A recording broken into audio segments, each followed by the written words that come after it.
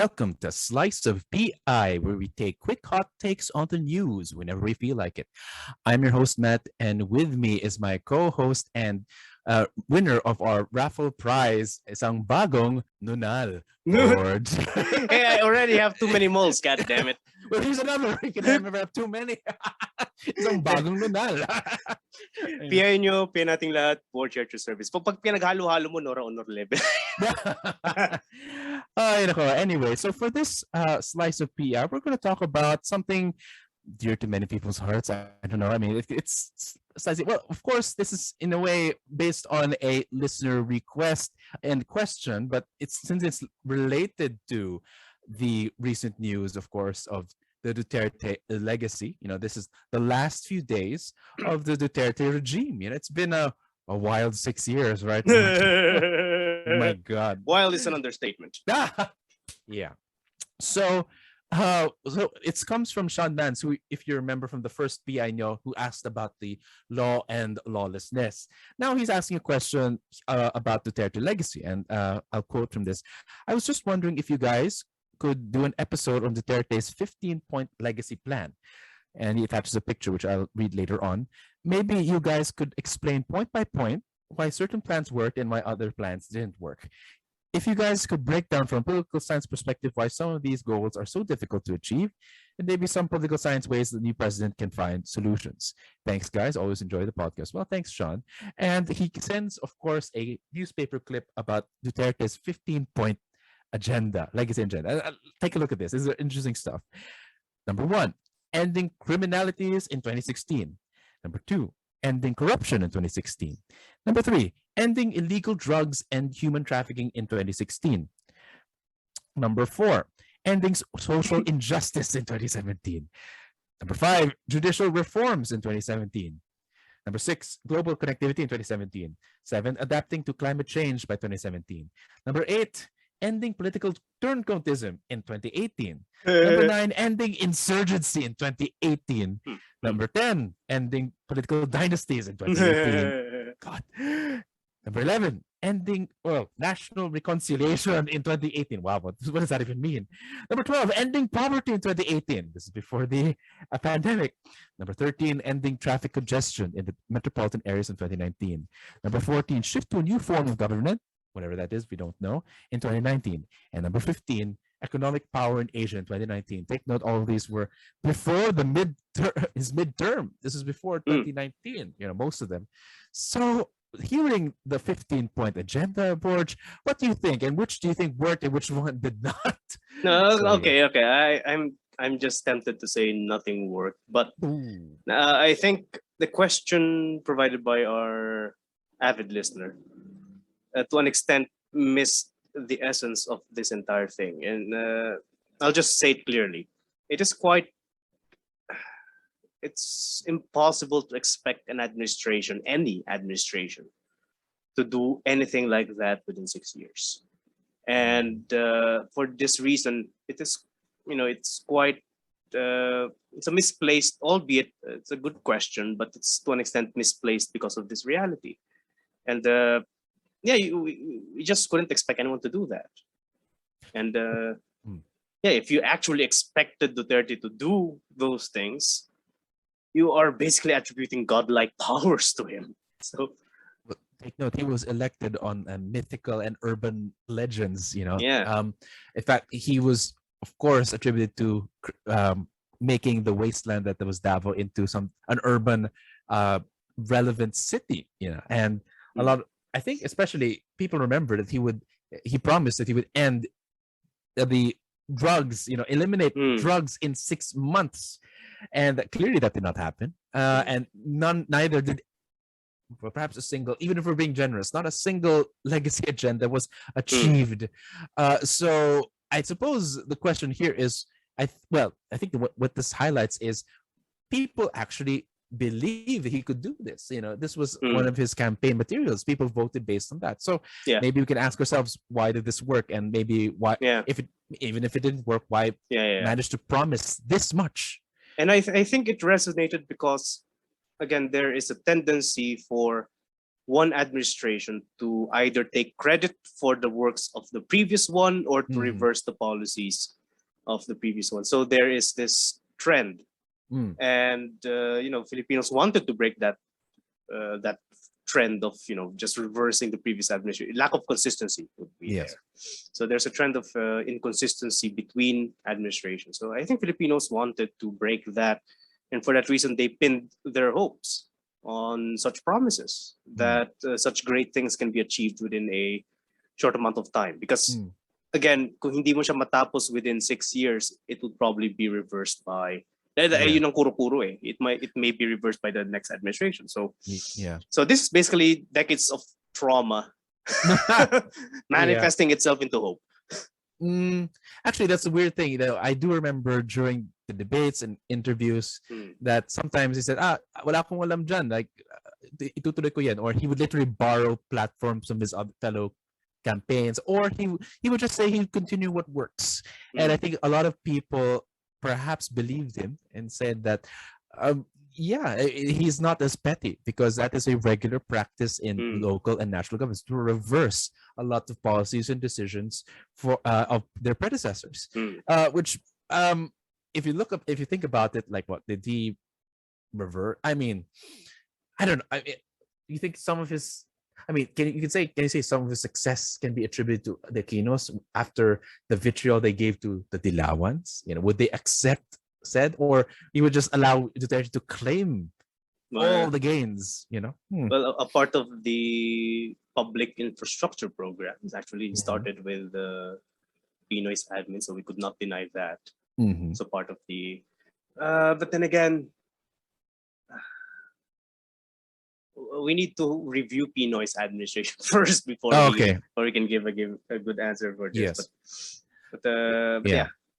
Actually, quite frankly, Sean, this question requires a whole panel of experts far more qualified and experienced than either of us. But we can say, at the very least, from this angle, that it is safely safe to say that it is impossible to do this. And it's interesting in itself that he is able to promise it and people believe him. I think it is also a good segue into, to evaluate, how was the Duterte regime in the past 6 years? So, if not these things, I want to ask, for both of us to answer, what do you think was President Duterte's achievement? What are his achievements, and maybe what are his greatest achievements? What do you think, Porch?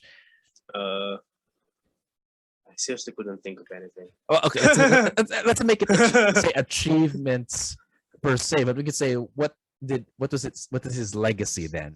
Well, he placed the federalism issue again at the forefront. That would be one.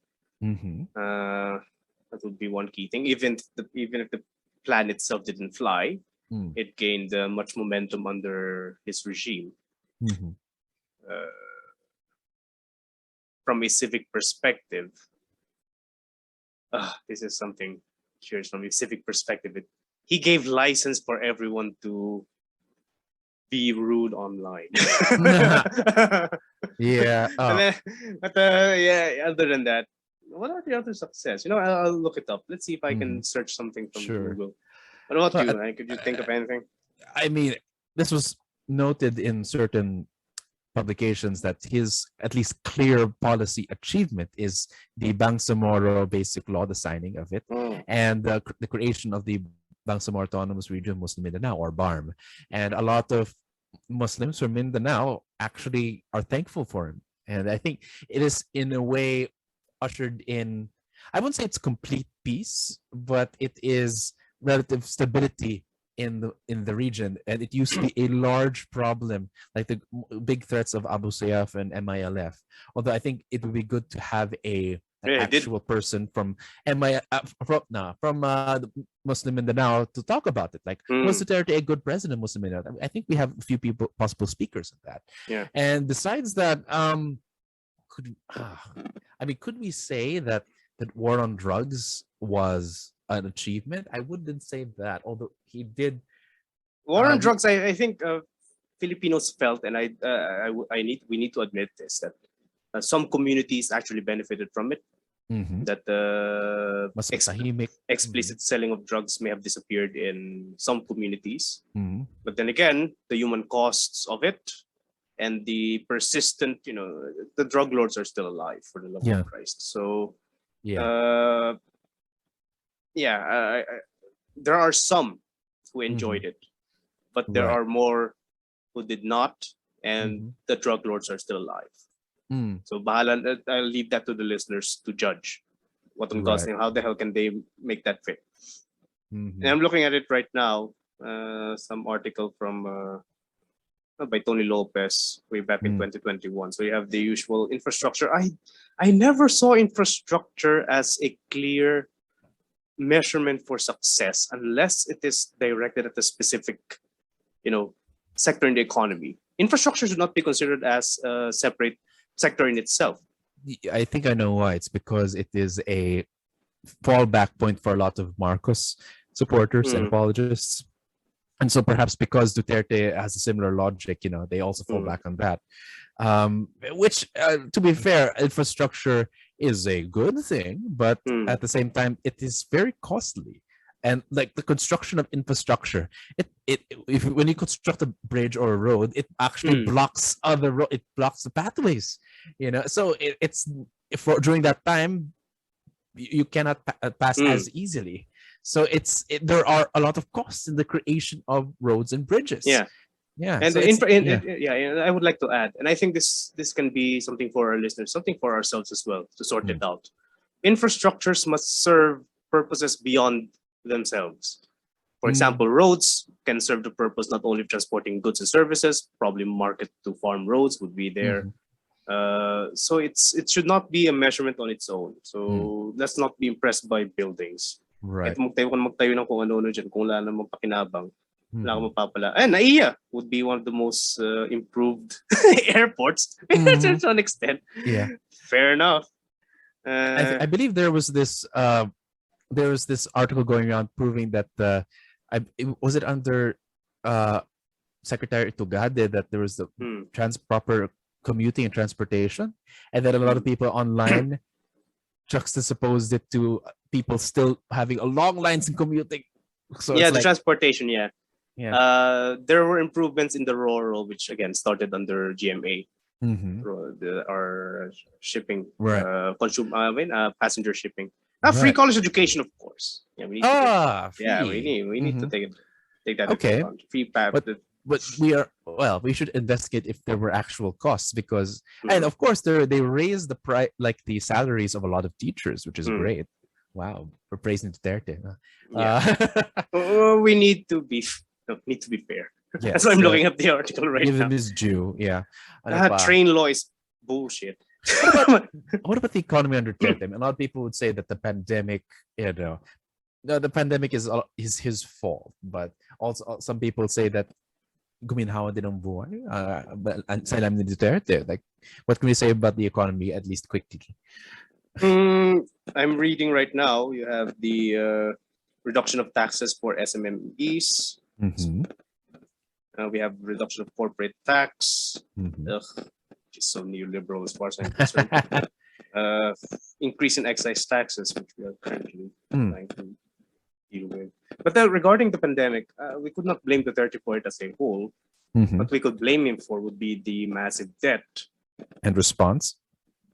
The bad response, we can only blame him for keeping Duque in his place. Yeah, that's true. That dipshit should have been gone weeks after the damn thing exploded. I'm not sure if we mentioned this before, but it's still odd to me that people hate Duque and his corruption of the PhilHealth scandal, but they cannot attach it to Duterte. Like Duque was corrupt, not Duterte. But technically, the person you can also have to make accountable the person who brought him in and appointed him in the first place. Yeah, it is natural human tendency to put all the credit, the praises to the leader, and put all the blame to the department secretary.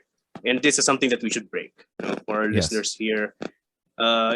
It's military command. It's a chain of accountability.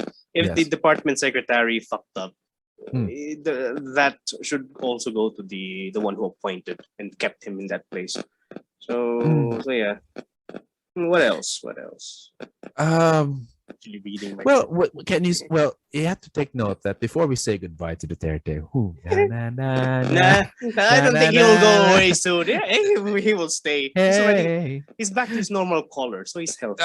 Oh God. Yeah, he was sick for a long time. We thought he was gonna die. But Yeah. would you think he'd miss his late night address to the people? My I God. think people may miss that, and I think that is one thing that I would applaud him for, even if it's ranty and just too late in the evening. But then again, it's understandable because many Filipinos are, of course, still awake that time. Okay. Siyempre, yung mga na-traffic sa EDSA, nakababalik lang sa bahay ng ganung oras, talaga makikita, mapapadala si Duterte dahil sa baka ganun ginawa ni Tugade para talagang traffic sa EDSA para makauwi ang mga tao by that time. Madaling araw na. Oh gosh. I don't know, we don't know. But I think that is something that we should expect from the next president, to continue such public reporting on a regular basis.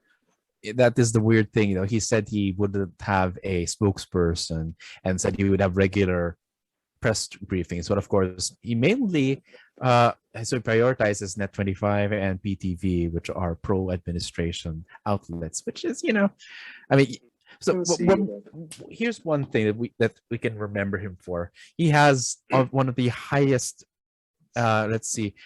satisfaction ratings than any president, even in the pandemic. Sustained popularity. What can we say about that? Like, why and what does this mean? It says more about us than Duterte. It says more about us than him. And what it says about most Filipinos is that they can excuse the Pangulo for anything. Yes. Many of them can. Some have been disillusioned, but many can still excuse the Pangulo from the mishaps happening, under the auspices of his department secretaries, his minions. I mean, that's the weird thing about the secretaries. There are people. Well, even the fiercest leaders would not hesitate in chopping off the heads of their lieutenants, and yet he protects them. That's the weird thing. Even those people who are in the drug war. So I don't know. It's just sad. Yeah. So what can you, in a way, would you perhaps? Wow. What can you say? Has he done to say civic engagement? In some ways, there are people who, well, a lot of them are trolls, but there are people who outright defend him and engage in politics because of him. In the process of defending Duterte, they became more quote unquote informed and active citizens, if you think. Don't you think? Yeah, and that's a paradox. They became more active in defense of a leader, which is thoroughly undemocratic. That's a great paradox. So at this point, I need to entertain the idea that even political participation need not be democratic. And that is a nuance that that's a nuance that has been there ever since. But, right. There's a need to revisit that nuance. Filipinos can be more active in politics without being democratic. So, all right.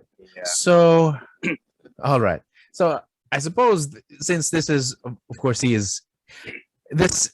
Well, what do you think, of course, of his legacy summit? There's this whole party. All of his secretaries were given a bobblehead, or what's it called? Is it a bobblehead or is that pop?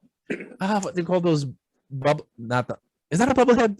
Pop dolls. I can't remember. The one with the big right head. Beside, pops. Anyway, those things, and he actually in another party, which was I think yesterday, including the grandstand, and he also gave a song number, etc. And people were cheering him on. I mean, I think we have to ask, did any other president do this? I can't remember anyone.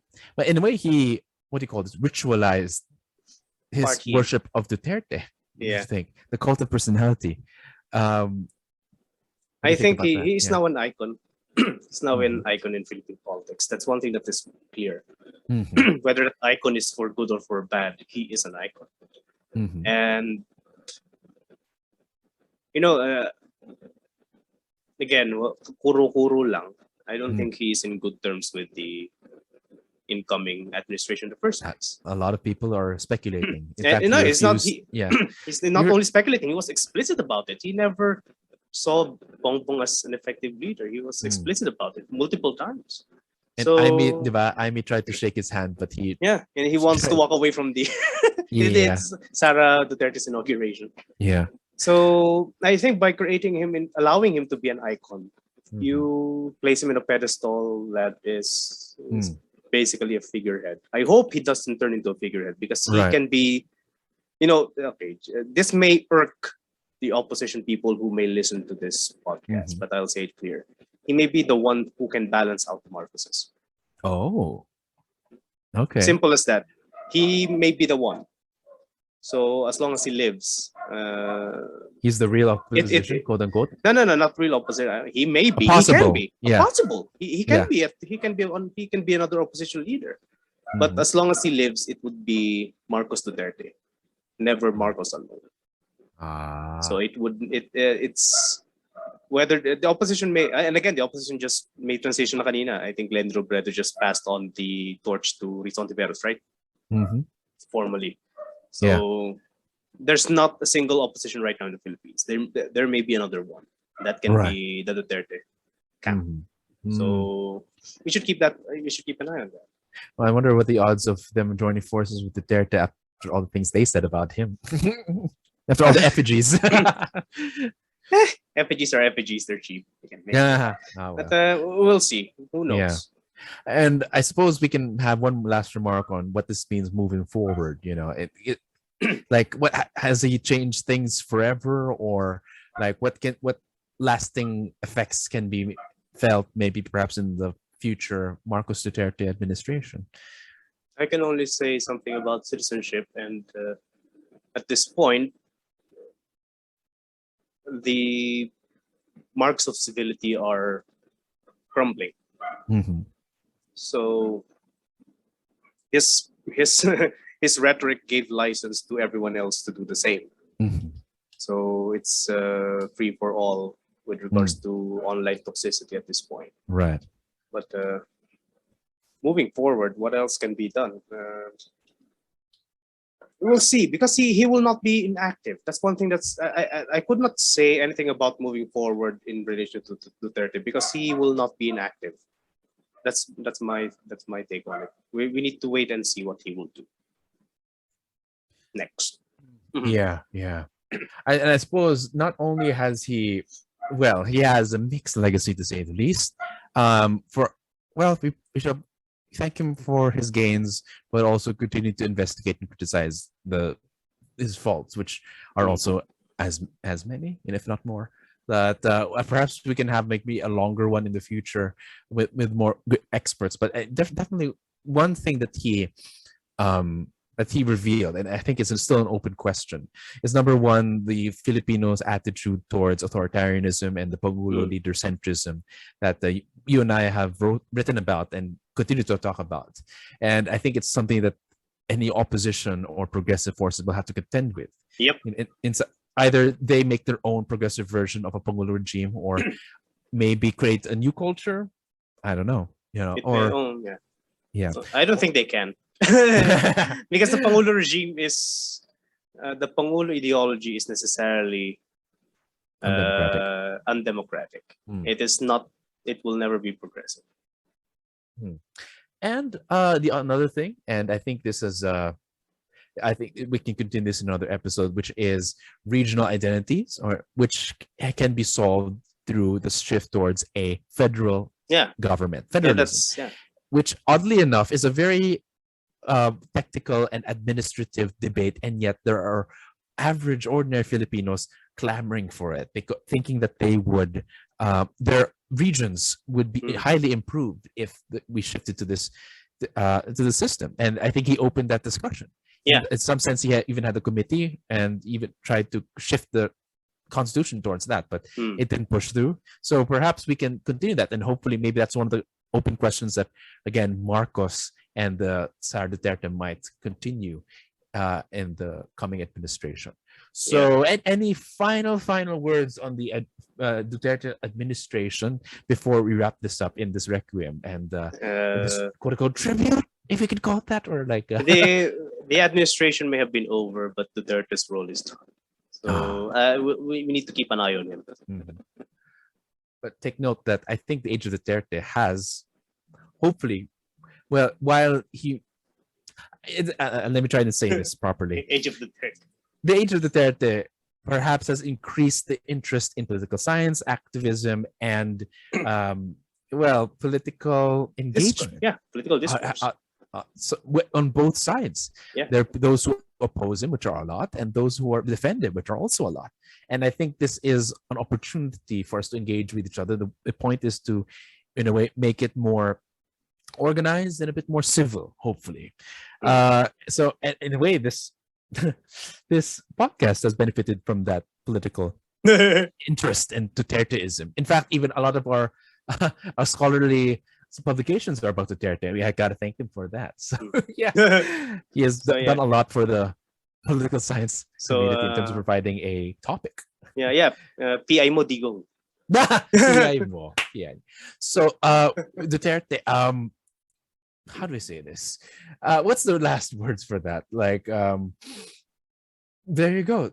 What a show. What a show it has been. It's been a ride. It's been a ride. Here's to the next one. And we will still be here. So thank you, Sean, for the question. If any of you listeners have any further questions or ideas for episodes, please send us an email at podcastph@gmail.com. You may find our episodes on Spotify, YouTube, and Anchor, and a lot of other places you can get your podcast. But until the next episode, magandang gabi, mga ka-PI.